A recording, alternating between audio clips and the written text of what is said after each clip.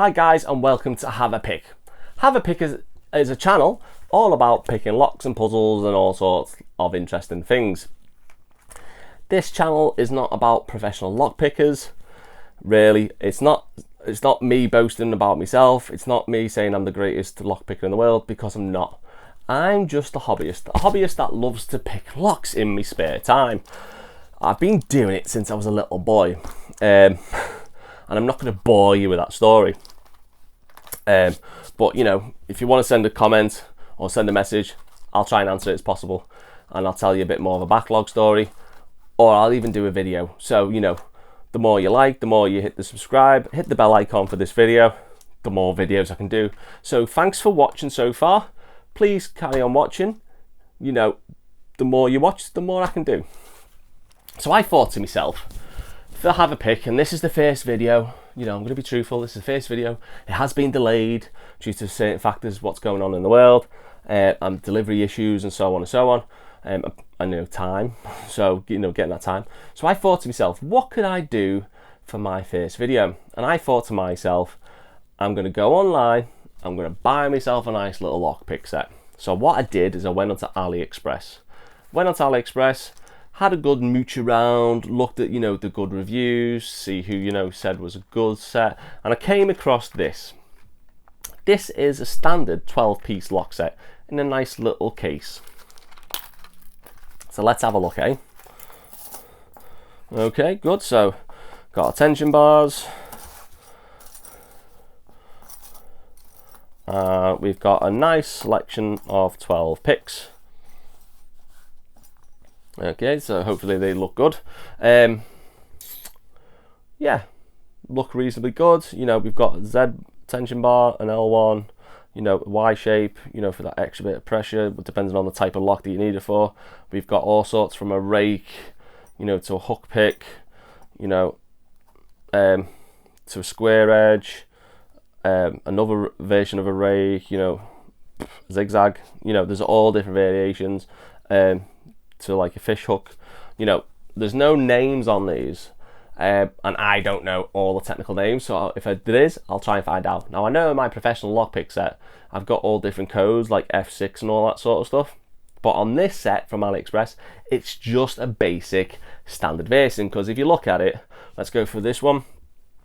It's a nice cheap metal, looks cheap, but it's actually firmer than I thought. Actually got a bit of a bend in it, a little bit of a give. So, you know, quality's not too bad. It's nice and thin. It's not bent, like warping when I bend it. It's actually springing back. So, it's not too bad. Let's go for this one. Yeah, seems straightforward enough. Seems like it's going to do the job. So then I thought to myself, I'm going to pick this one actually. So I thought to myself, what am I going to do for this first video? So I thought, okay, let's get a lock that I've not done before. Let's get something different, something new. So I went back on AliExpress. Obviously got 2 keys with this lock, and I got one of these, which is also known as a practice lock. A practice lock is, as you can see, it's a clear perspex lock, so you can see through it. So you can see the pins, you can see the tumbler, you can see all the springs and all the mechanics inside it. It's like a standard size of a lock. Sounds like a lock, sounds pretty good. Let's pop the key in. Yep, clicks, latch is spinning round. Feels quite robust. Yeah, okay, I like that. Yeah, moves quite nicely, but then it is a practice lock. So I've never actually used one of these locks at all, guys. This is new to me. Now I'm not going to teach you how to pick locks properly, because you know that's down to you to learn that as well. You know, this is not you know, one-on-one. This is just my thoughts and my ideas, and you know, some tips that I'm going to put into how I'm going to attempt to pick this lock. So for me, as you can see, it's weirding me out a little bit because I'm so not used to looking through the actual lock. I'm so used to just trying to figure out using, you know, mind mapping it in my mind to see, you know, where the pins are and so on and so on.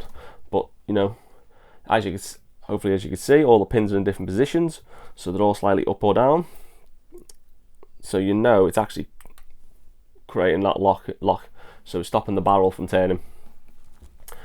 So how I'm going to approach it, so I've automatically, force of habit, is I've picked the curved hook pick. Now I like to use this one, it's like one of my go-to picks at all times. So as I bring it in, I'm going to start picking it one by one as we go across. Let's pick the Z tension bar, let's pop that in. As I put that there, create a bit of tension. I'm not going to talk about the hand positionings, that can be on another video, so please subscribe and you'll find out different positions and techniques of how to approach a lock. Let's pop it in.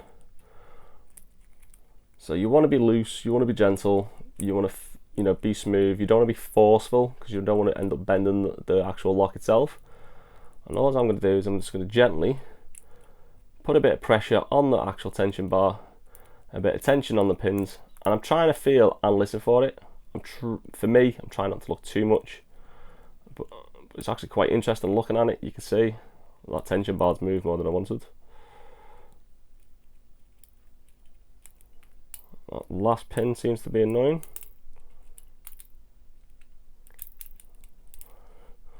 Okay, that moved more than it should have done. So have I got a dodgy barrel? Let's try a different angle. So never be afraid to change your angle of approach. Be gentle with that arm bar, and then hopefully, there we go. So that slight change made all the difference. So never be afraid to constantly adjust your positioning, because sometimes, because of all these pins being niggly, you will have to adjust all the time. Hopefully you can see on the camera there that those pins are pretty much in line, probably 0.0 of a fraction off, but it doesn't matter because it's obviously made it released the barrel, and now the latch is gone. So it didn't take me too long, did it? Not bad. So if I release the torch bar or tension bar, all the pins are now dropped back into their original required position. So for me, it wasn't too bad. Felt weird, I'll be honest. Like I said, not used to looking at the lock. I will also say that barrel, or the drum, whatever you want to call it, it moved. So when I had the tension bar in here, originally in the first position, it twisted more than usual, and I'm not used to that. So because I've got it from AliExpress, does that mean the quality is a little bit odd? Now it has a number 2 on it. So is the number 2 the grade of the lock, the difficulty of the lock? I don't know. Leave your comments in the description below. Help me out, you know what I mean? But I like the perspex bit. It's nice and tough, it's nice and solid. Let's test that lock. Yeah, the lock's working fine. Yeah, it's doing its job. Yeah, so overall, not bad. Now I don't know if you can change the pins on this one, so I'll have to see if see the manual if there is one, see if I can change the difficulty. But then how to make the difficulty harder is I could probably use all the different picks. Now this, I haven't got time to do that today, I'm afraid, so I'm not going to be using all the other picks to try and attempt to pick the lock with those picks. And to be honest, just by looking at like some of them, like the double rounded one, I probably won't be able to do that at all. That's not for this type of lock. Just from my experience, in practice. If you like this video, please subscribe. Please hit the bell icon for notifications. The more interaction I get off you guys, the more videos I can do. Thanks for watching and stay tuned. Cracking lock.